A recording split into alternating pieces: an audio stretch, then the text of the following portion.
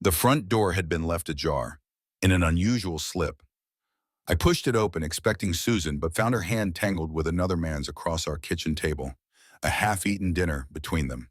The steak, still warm, turned cold in my gut. He looked up, a familiar face, then smiled, a slow, knowing pull of his lips. "Frank," he said, "I think we need to talk."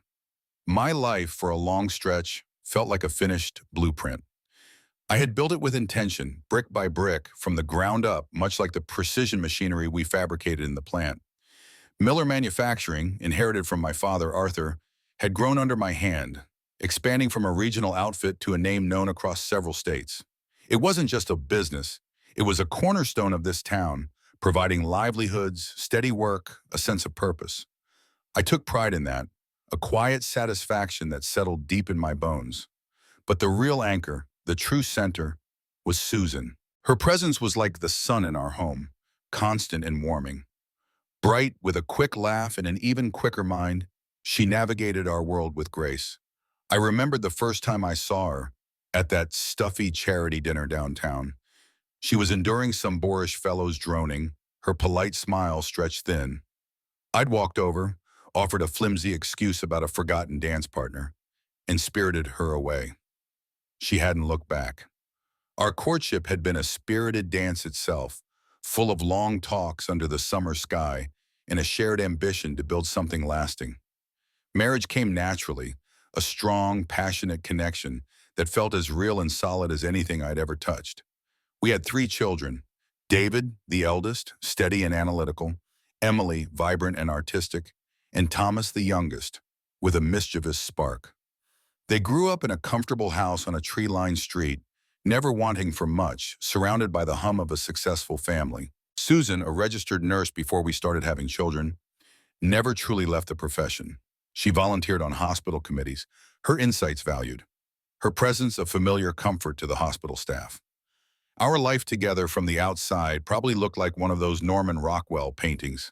Idyllic, secure, the kind of domestic perfection people aimed for and rarely achieved.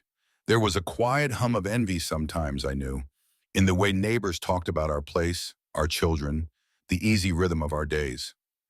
Then came the bridge game. Gary and Patty Pearson were old friends, steady fixtures in our social circle. Gary, a heart surgeon, and Patty, a sharp, no-nonsense nurse, lived 2 streets over. We rotated game nights, a comfortable routine of cards, light chatter, and maybe a glass of bourbon. It was my turn to bid a solid 4 spades when a sudden pressure gripped my chest, tight and unforgiving. The room started to spin, the faces of Gary and Patty blurring, then darkening. A cold sweat plastered my shirt to my back. I tried to speak, but the words wouldn't form. The cards slipped from my hand. I remembered gasping, a searing pain, and then a strange quiet blackness. When consciousness returned, it was to the urgent clipped tones of Gary's voice. "Frank, stay with me, breathe." Pat Down was there too, cool hands on my forehead, her voice firm. "Ambulance is on its way, Susan. He's stable for now."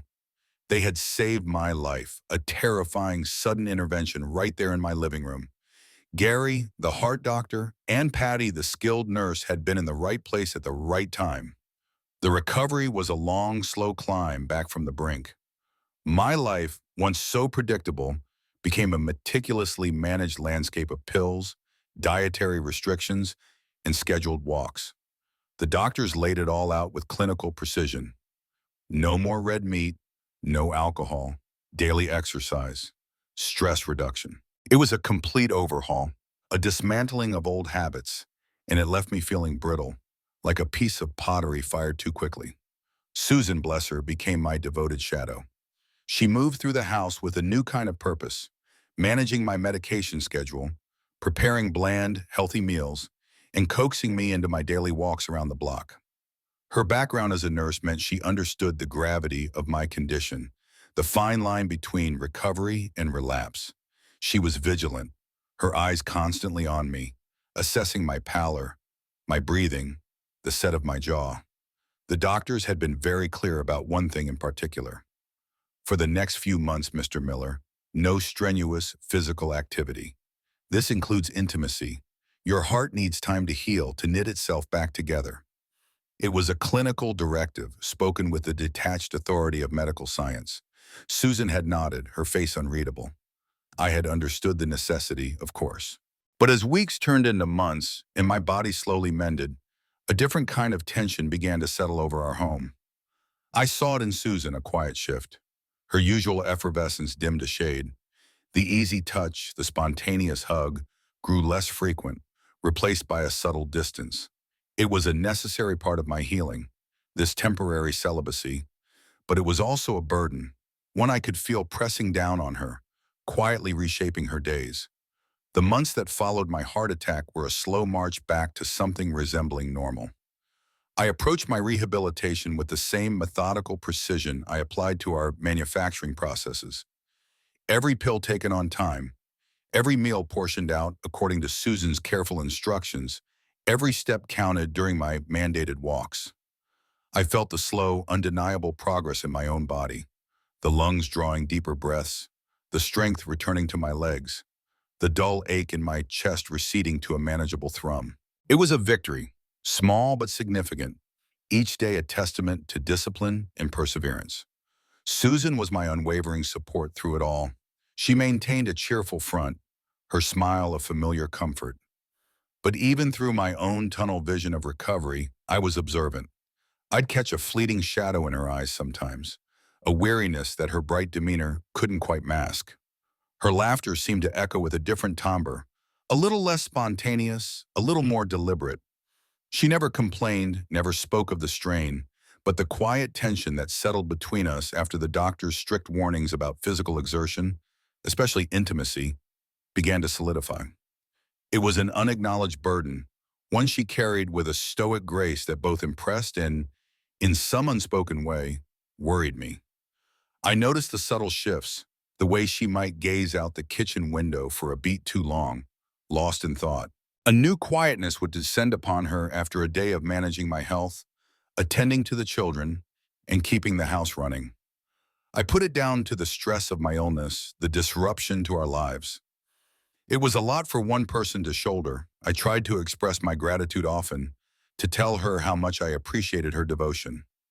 She'd nod, offer a small smile, and then gently steer the conversation to my next meal or medication. Slowly, almost imperceptibly at first, Susan began spending more time away from the house. Her volunteer work on the hospital committees, which had always been a steady commitment, seemed to expand. She'd mention needing to stay late for a meeting or heading out for coffee with another committee member. "Just catching up," she'd say. "There's always so much to discuss with the new funding drive." I encouraged it. Mawa, she needed her own life, her own outlets. After all she had done for me, it was only right. Then I started hearing a new name in her conversations. Robert. He was, she explained, a new administrative colleague on the main hospital committee, quite effective, very organized. It seemed reasonable enough. She'd mentioned Robert discussing a new budget proposal, or Robert's ideas for the charity gala. These encounters, she said, were usually coffee or lunch, always about committee work. I remember her coming home after one such meeting, a lightness in her step, a faint trace of a cologne I didn't recognize in the hallway. "Good meetings?" I'd asked. "Very productive," she'd replied, a little too quickly, her eyes not quite meeting mine. I rationalized it all. Susan was under enormous pressure. My recovery was ongoing. She needed to feel engaged, needed to feel herself again, away from the invalid husband. These new friendships, these professional connections, they were a healthy outlet. My own days were consumed with the slow, deliberate process of rehabilitation, pushing my body to heal, and then the gradual, demanding reintegration into the business. There were stacks of reports to read, decisions to make, the constant hum of the factory floor to oversee. My fleeting concerns about Susan's increasingly busy schedule were just that. Fleeting, easily dismissed in the larger scheme of keeping Miller Manufacturing on track and my own heart pumping. But the emotional distance between us was a living thing, expanding slowly, imperceptibly, like the roots of a tree quietly cracking pavement. It wasn't a chasm of anger or overt conflict, but a quiet space that grew wider, filled with unsaid things. Our evenings, once marked by easy conversation, became punctuated by longer silences. She seemed more preoccupied with her phone, answering texts with a focused intensity. I attributed it to her expanded committee work, to the demands of a modern world I was only just rejoining. I could see, too, that she was drawn to something. Not to me, not in the same way, but to the attention, the easy conversation that this new colleague, Robert, apparently offered.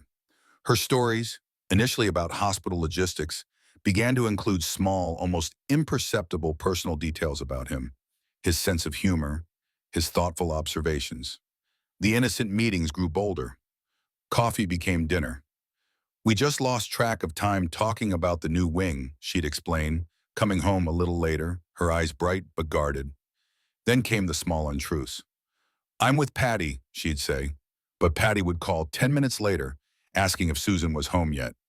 Or, "The committee meeting ran late," when I knew for a fact the meeting had ended an hour earlier according to the hospital's posted schedule. Each lie, small and seemingly insignificant, was like a tiny chip of concrete breaking away from the solid foundation of our marriage. I didn't confront her directly.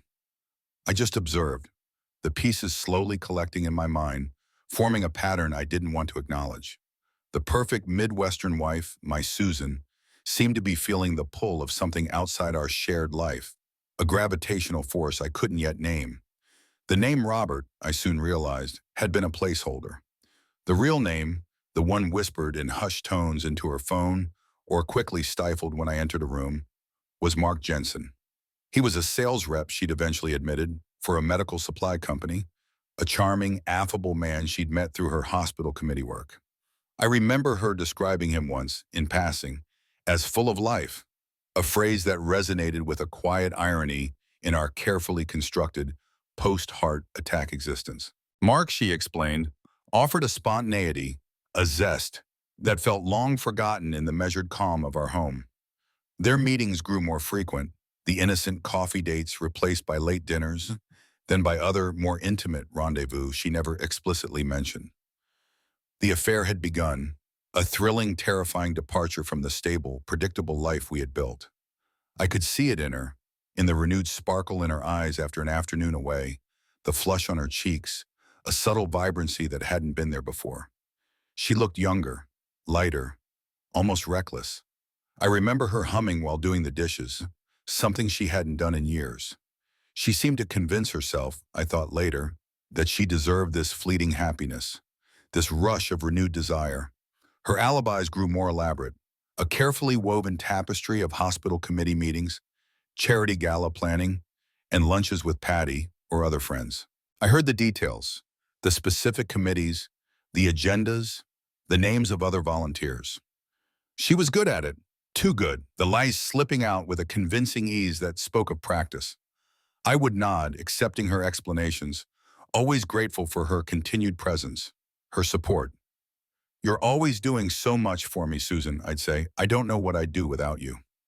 My words were genuine, heartfelt, a testament to her unwavering care during my recovery. I saw her flinch sometimes, a quick, almost imperceptible tightening around her mouth, and I attributed it to her modesty. But guilt, I imagined, must have been her constant companion. It had to be, battling with the exhilaration I sensed in her, the almost frantic energy of her illicit encounters. I pictured her making promises to herself, resolutions whispered in the quiet of a lonely afternoon, to end it, to come back fully to our life. Yet Mark's charm, his attention, and her own unacknowledged needs always seemed to win out. The quiet moments where I saw her lost in thought, a frown creasing her brow, were likely those internal battles playing out. The children, David, Emily, and Thomas, were oblivious. They occasionally commented on their mother's busy schedule, "Mom's out again," or "She's always at the hospital," but it was said with the casual observation of youth, devoid of suspicion. They were wrapped up in their own lives, their studies, their friends, their emerging independence. They loved their mother, of course, but their world didn't yet include the complexities of adult deception. I, however, started noticing small things. Her phone, for instance.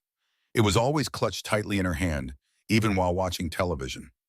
Conversations would be hushed, her voice a low murmur, or cut short abruptly when I entered the room. Just a friend, she'd say, or committee stuff. Her eyes, when she said it, would flicker away from mine. The small untruths became more frequent, tiny pinpricks in the fabric of our trust. I tried, in my own slow, healing way, to reignite the physical intimacy that had once been so vital to our marriage. I would reach for her hand across the couch, or try to pull her closer in bed, but she would often find excuses. My head aches, Frank. Or, you really shouldn't overexert yourself, the doctors were clear. Sometimes it was, I'm just so tired tonight, darling. Her touch, when it came, was often perfunctory, a quick pat, a peck on the cheek. The once vibrant connection, the easy comfort and deep affection, now felt hollow, strained by the unspoken secrets that hum beneath the surface of our daily lives. I sensed a shift in her perspective, too.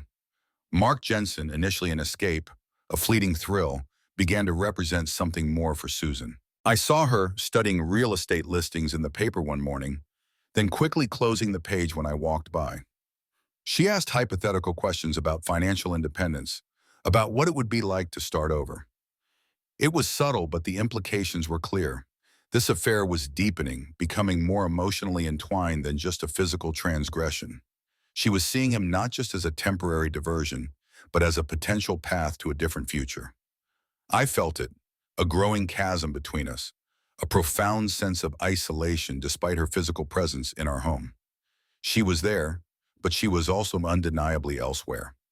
My physical recovery, by all medical accounts, was progressing remarkably well. My heart, once a ticking bomb, now beat with a steady, reliable rhythm. I could walk for miles, return to the plant for full days, and even manage some light lifting.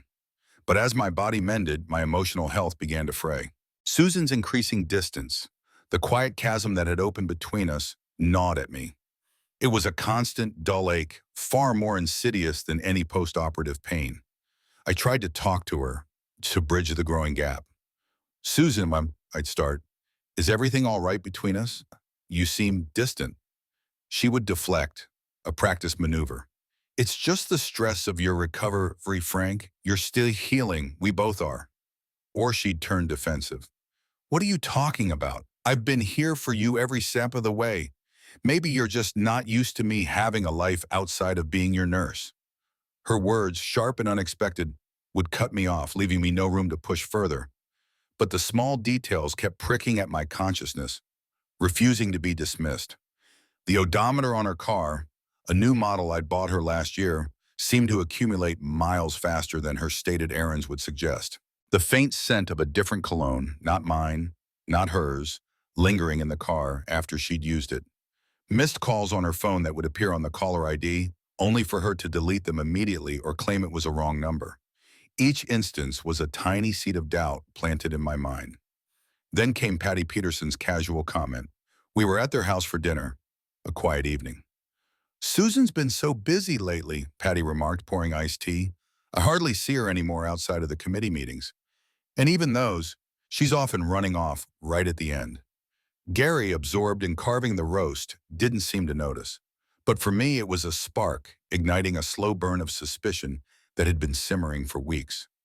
Susan had told me she and Patty still had lunch frequently, that they chatted. Patty's comment contradicted her narrative directly, not in a malicious way, but in a simple, factual observation. That night, after Susan had fallen asleep, her phone tucked under her pillow as always, I slipped out of bed. My hands trembled slightly as I found her purse. I knew it was wrong, a violation, but a desperate need for clarity pushed me forward. I found her phone bill, the paper kind she still preferred, tucked into a side pocket. My eyes scanned the detailed call log. And there it was, a recurring number, frequent calls, often late in the evening, sometimes for extended periods. It wasn't a number I recognized, nor was it the hospital. It was the same number from those missed calls, I realized, my stomach clenching. From that moment, I started observing her movements with a new clinical detachment.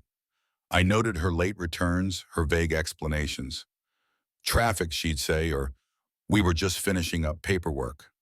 The stories, once so convincing, now sounded hollow, rehearsed. I saw the hurried glances at her watch, the quick checks of her phone as she pulled into the driveway. One Tuesday afternoon, she said she had a full day of committee meetings downtown.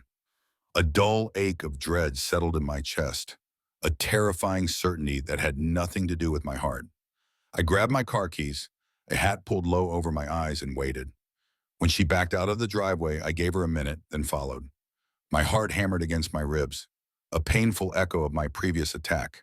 But this time it was from fear, not illness. She didn't go downtown. She drove for nearly an hour, past the familiar suburbs and into a quieter, older part of a neighboring town, parking near a small, unassuming cafe on the outskirts. I watched from a distance as she went inside. A few minutes later, a man, tall and with a confident stride, joined her. Mark Jensen. He was just as she had described him, affable, full of life. He sat opposite her, reaching across the table to touch her hand, a gesture both casual and intimate. They laughed, their heads close together, a private world unfolding before my eyes. The sight was a crushing blow, an invisible fist to my chest. It was worse than the heart attack somehow. That had been a physical failing, a betrayal of my own body. This was different. This was my wife, my Susan, the woman I had built my entire life with, betraying me. I felt a cold, hard rage begin to simmer beneath the shock, a rage that solidified in my gut. I watched for another 10 minutes, enough to confirm everything, then drove home. Numb, my world turned upside down. When Susan returned that evening, a little later than usual, I was sitting in the living room pretending to read the newspaper. I forced a calm facade, a carefully constructed mask of normalcy. "Long day?" I asked, my voice flat, even to my own ears. She smiled a little too brightly. "Oh yes, just endless meetings." I watched her, searching for any tell, any crack in her composure. She showed none.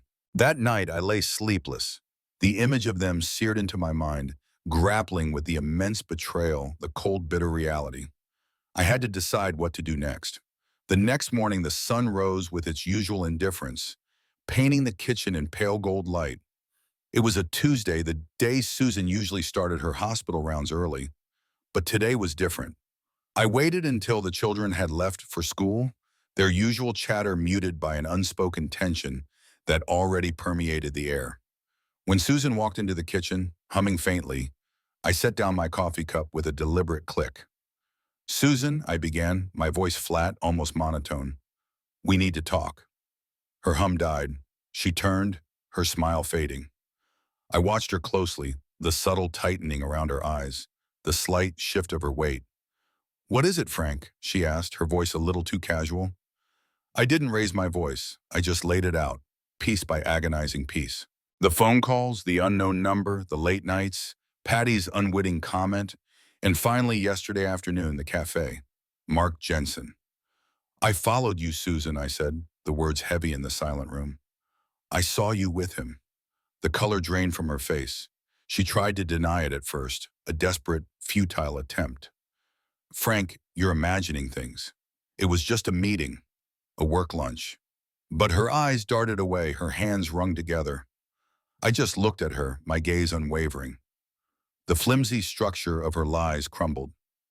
She broke down then, a strangled sob escaping her throat, confessing to the affair with Mark Jensen, the words tumbling out in a rush of shame and desperation.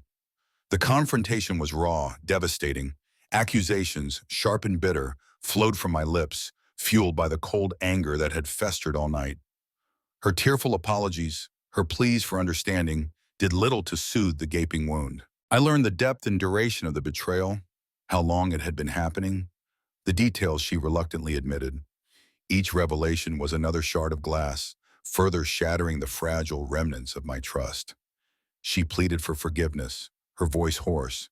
"It was your illness, Frank. The loneliness. I felt so neglected, so untouched." Her excuses, instead of eliciting sympathy, only infuriated me. "My illness?" I asked, my voice barely above a whisper. "My illness, Susan? I almost died and you turned to another man because you felt neglected?" The words hung in the air, heavy with unspoken pain. She continued to weep, her shoulders shaking, but I felt nothing but a profound emptiness. The children, David, Emily, and Thomas were acutely aware of the seismic shift in the household.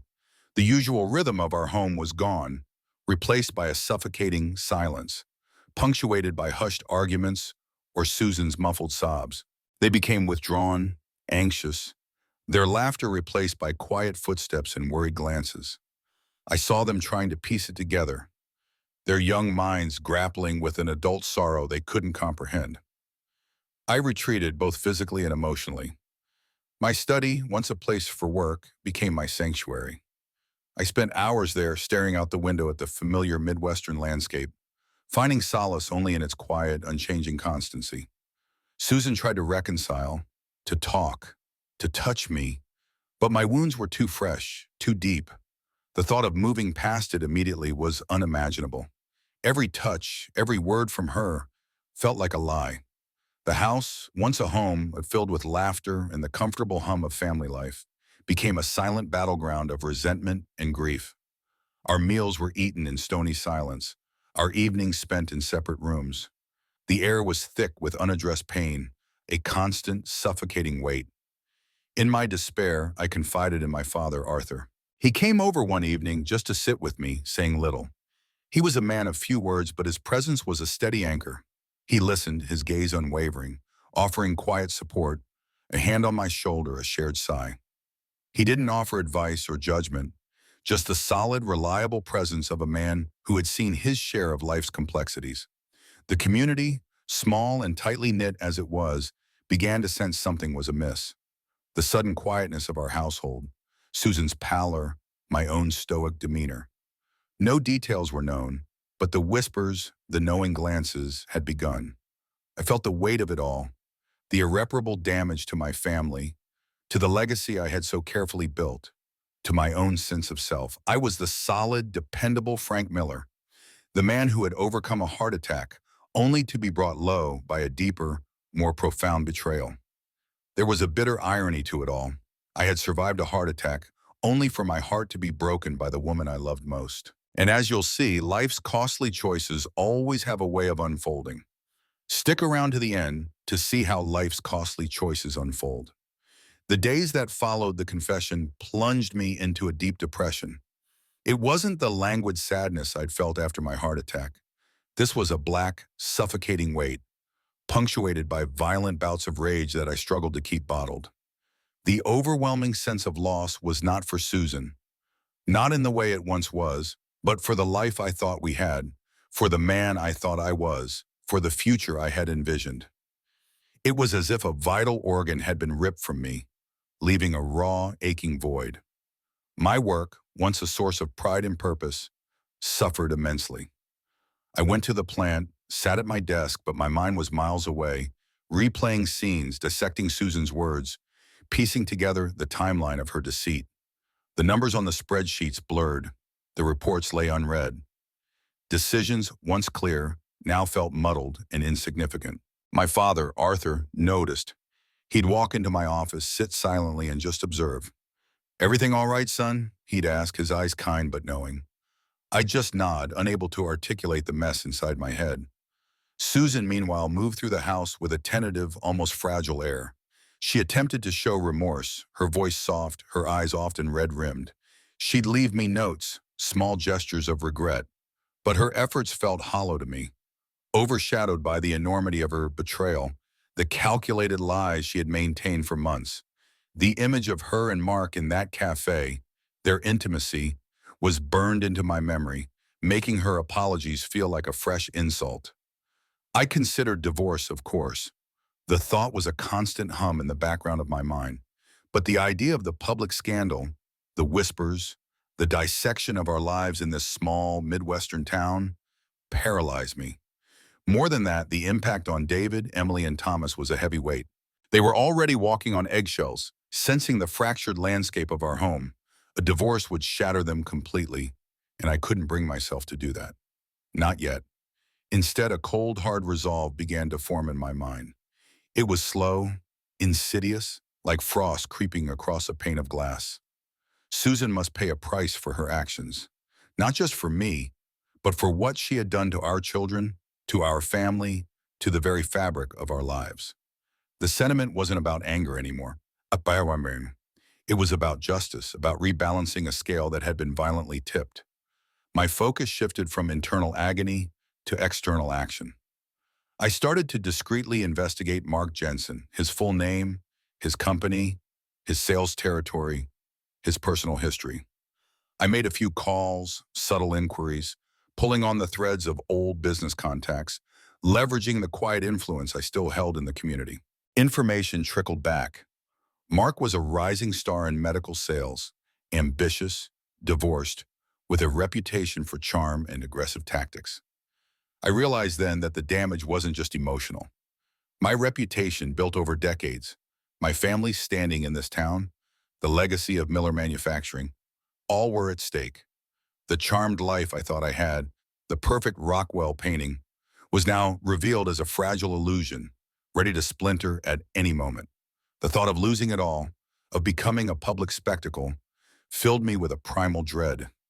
My thoughts turned dark, focusing on ways to expose Susan and Mark without completely destroying my own life in the process. Simple revenge felt too crude, too messy. I needed something precise, surgical. I reconnected with more old business contacts, casually inquiring about market intelligence, about competitors, about favors that might be owed. It was a subtle probing, laying the groundwork. The idea of simple revenge morphed into a calculated strategy. I had resources, influence, a network built over years. I would use them. I would make sure they both suffered, but in a way that preserved my own family, or at least what was left of it. Susan, sensing the shift in me, the hardening resolve behind my quiet intensity, grew fearful. Her apologies tapered off, replaced by a watchful apprehension. She knew I was different, that the broken man had been replaced by something colder, more determined.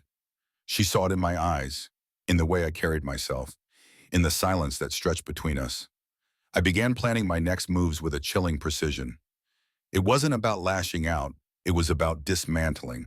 I determined to reclaim some semblance of dignity, to assert control in a situation where I had felt utterly powerless. I even sought legal counsel, not for divorce papers, but for understanding the legal leverage I held, the potential consequences of public exposure, the quiet ways to exert pressure without ever stepping foot in a courtroom.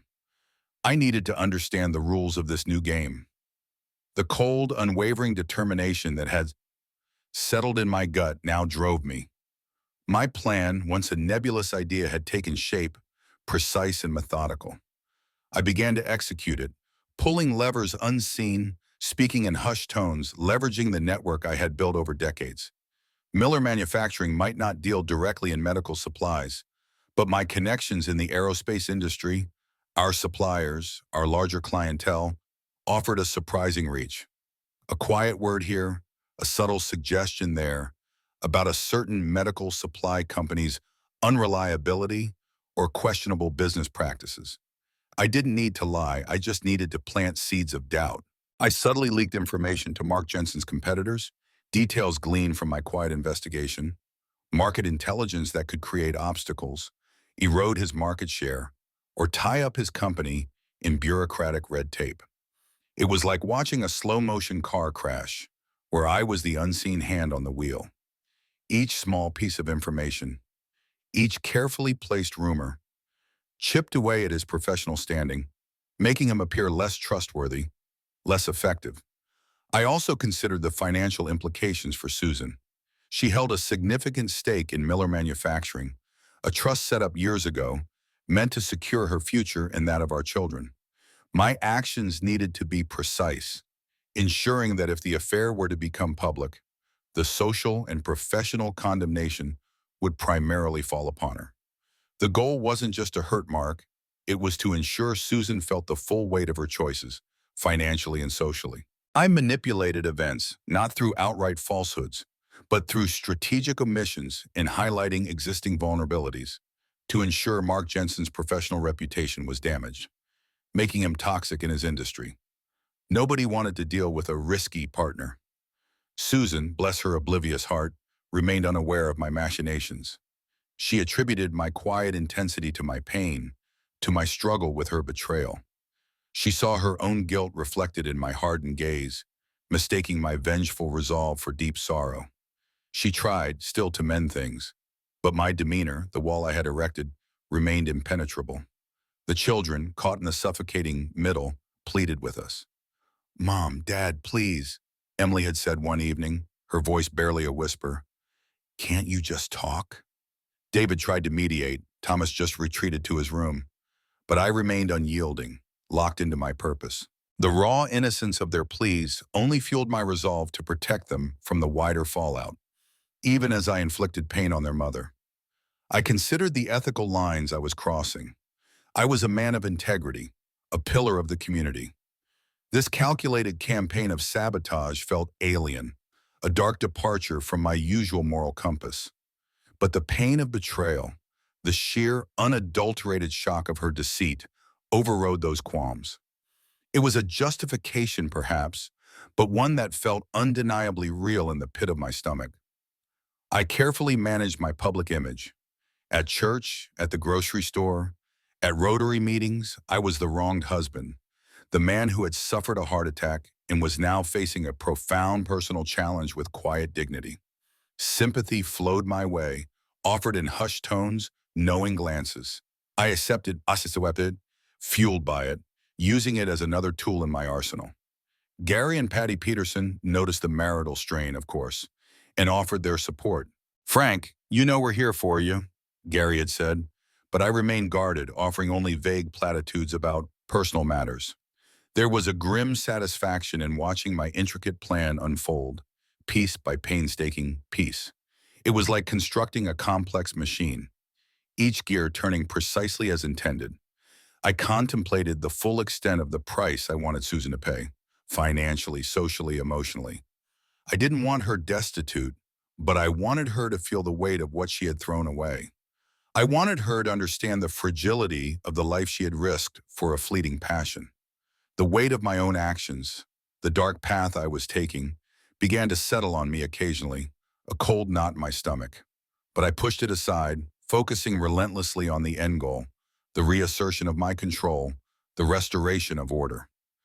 I would ensure my children were protected from the worst of the fallout, even as I meticulously inflicted pain on their mother. My meticulously crafted plan began to unfold, each piece clicking into place with chilling precision. The consequences for Susan and Mark started to manifest, subtle at first, then with increasing undeniable force. Mark Jensen's professional life collapsed like a house of cards. His company's largest contracts, the ones he'd been so proud of, were suddenly in jeopardy. His business dealings came under intense, quiet scrutiny, a new internal audit, an unexpected competitor underbidding him. Key clients, once loyal, quietly shifted their business elsewhere. His name, I heard through the grapevine, became synonymous with unreliable and risky. He was toxic, just as I intended. Then came the discreet yet pervasive revelation of their affair. Not through a grand announcement, but through whispers, knowing glances, and pointed silences. A committee member at the hospital would casually mention seeing Susan and Mark at a certain out-of-town restaurant, a place they often frequented for their clandestine meetings. Another would express concern about their professional relationship. The information spread like a slow, insidious poison through their social and professional circles. Susan faced public ostracization.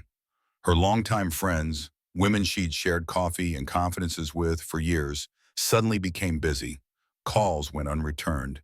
Invitations stopped coming. At the hospital, the shift was palpable. Her cheerful demeanor, once welcomed, was now met with cool politeness, averted gazes. Her position on key hospital committees, once central to her sense of purpose and community standing, was quietly revoked. Budget cuts, they said, restructuring. She knew, though, she couldn't ignore the sudden chill in the air. Then came the financial repercussions. I made calculated moves, subtle shifts in our joint accounts, modifications to the trust, all designed to diminish Susan's access to funds without technically divorcing her. She still had what she needed, but the lavishness, the easy access to capital she had always enjoyed, was gone. She asked once about a transfer, her voice uncertain. "Just managing our assets more tightly now, Susan," I'd replied, my voice devoid of emotion. "Things are different." Susan slowly began to realize the full extent of my carefully orchestrated revenge. The isolation, the loss of her social standing, the sudden financial constriction, it was all too precise to be coincidence. I saw the dawning horror in her eyes, the way she looked at me with a mixture of fear and dawning comprehension. She was isolated, utterly alone, caught in a web she hadn't even known was being spun. And Mark, now disgraced and facing ruin, inevitably blamed her. I heard about it, a bitter public argument between them outside a downtown restaurant, a spectacle for anyone passing by. He yelled, she cried, "This is all your fault, Susan," he shouted, his voice echoing down the street. Their illicit connection, once a source of thrill, had become a destructive force, turning them against each other. The children, David, Emily, and Thomas, were devastated by the public humiliation. The whispers reached them at school, the uncomfortable silences at family gatherings. The disintegration of their family was no longer a private sorrow, but a public spectacle, and they bore the brunt of it. They retreated further into themselves, their faces etched with a grief that seemed beyond their years. I watched Susan's public and personal life crumble around her. The once vibrant woman, so full of life and purpose, was reduced to a pale shadow. In some twisted corner of my mind, I acknowledged a bittersweet, hollow victory. My own standing in the community ironically remained largely intact. I was the wronged party, the man who had survived so much, only to be betrayed by his wife. People offered sympathy, understanding nods. But the cost was immense. Susan was forced to confront the harsh realities of her choices, losing her social safety net, the respect she once commanded, the easy comforts of her life. She was stripped bare, exposed. But there was no joy in my victory, only a profound weariness that settled deep in my bones. I had sought revenge, and I had achieved it, but it had not brought me peace. It had only left me emptier. The American dream we had built together, brick by brick, lay in ruins, irrevocably shattered by her betrayal and my vengeance. The once vibrant house, once filled with the warmth of family, was now a silent, somber monument to a life irrevocably lost, replaced by a cold, quiet dread. Months passed, turning into a season, then another. The initial raw edges of the Miller family's wreckage slowly began to gather dust, settling into a grim, unyielding landscape. Susan, humbled and profoundly broken, made tentative attempts to rebuild her life. I saw her sometimes, a thinner, quieter version of the woman I had known, volunteering at a different charity, perhaps, or taking on a few shifts at a small clinic on the other side of town. The shadows of her past, however, clung to her, visible in the way people averted their eyes or offered terse, polite acknowledgments. She was a ghost in her own life, a living testament to public judgment. Mark Jensen, his career and reputation utterly beyond repair, did what disgraced men often do in small towns. He left. I heard he moved out west, to a larger city, hoping to disappear into its anonymity. His company, I learned, had gone under, a casualty of the quiet campaign I had orchestrated. His departure was a clean break, a final act in the drama, but it brought me no satisfaction. I, though victorious in my revenge, found myself profoundly lonely. The silence in my home, once filled with the comfortable hum of family, now felt deafening, a constant reminder of what had been lost. I sat in my study, the quiet pressing in on me, grappling with the moral consequences of my actions. Was the cost of revenge, the deliberate dismantling of a life, truly worth the hollow emptiness it had left in its wake? The question echoed in the quiet rooms, unanswered, a persistent torment. The children, David, Emily, and Thomas, struggled under the weight of their parents' fractured relationship. They lived their own lives now, but the trauma had left its mark. David, always so steady, seemed to carry a burden of cynicism, his relationships tinged with a cautious distrust. Emily, once so vibrant, often seemed subdued, her artistic spirit dimmed. Thomas, the youngest, sought escape in distance, choosing a college far from home, rarely looking back. They maintained a strained relationship with both of us, caught between a loyalty to their mother and a silent resentment for the pain she had caused, and a quiet, almost fearful respect for the cold resolve I had shown. I found no closure in Susan's suffering, no sense of justice fulfilled, only a deeper, more profound sense of my own emptiness. The grand design of my revenge had yielded nothing but a barren landscape, devoid of the peace I had subconsciously sought. I reflected on the transient nature of happiness, how easily it could slip through one's fingers, and on the profound fragility of trust. Once shattered, how impossible it was to truly mend. Susan, stripped of her pride and status, had begun a slow, arduous process of self-reflection and atonement. I would occasionally see her at the grocery store or passing by in her car.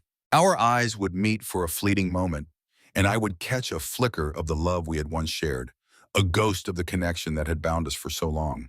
But the memory of her betrayal, sharp and unyielding, would quickly extinguish it, replacing it with the familiar ache of loss and anger. We were strangers now, bound only by a shared history of ruin.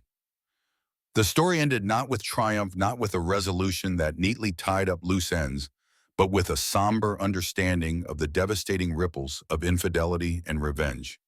I lived on, a successful businessman, Miller Manufacturing, still thriving, a pillar of the community, but I was a man forever marked by a broken heart and the heavy burden of my choices. The lesson lingered, a bitter taste on the tongue. Some prices, once paid, can never truly be recovered. The heartland, once a symbol of stability, of honest endeavor and unwavering loyalty, now held a quiet testament to a family's fall and the enduring, profound pain of moral consequences. Life in the heartland had a way of grinding away at things, whether it was the rich topsoil under the plow or the fragile veneer of a man's contentment. I had survived a physical wound, only to inflict a deeper, spiritual one upon myself and those around me. The quiet streets, the familiar faces, the hum of the factory, they all continued. But for me, the world had fundamentally shifted. I had sought to mend a broken trust with a hammer blow of vengeance, only to find that such an act shattered more than it rebuilt. There was no going back, no reclaiming the perfect picture we had once presented. Only the long, silent road ahead, paved with the dust of what used to be, and the enduring weight of knowing the price paid had been far too high for any imagined victory.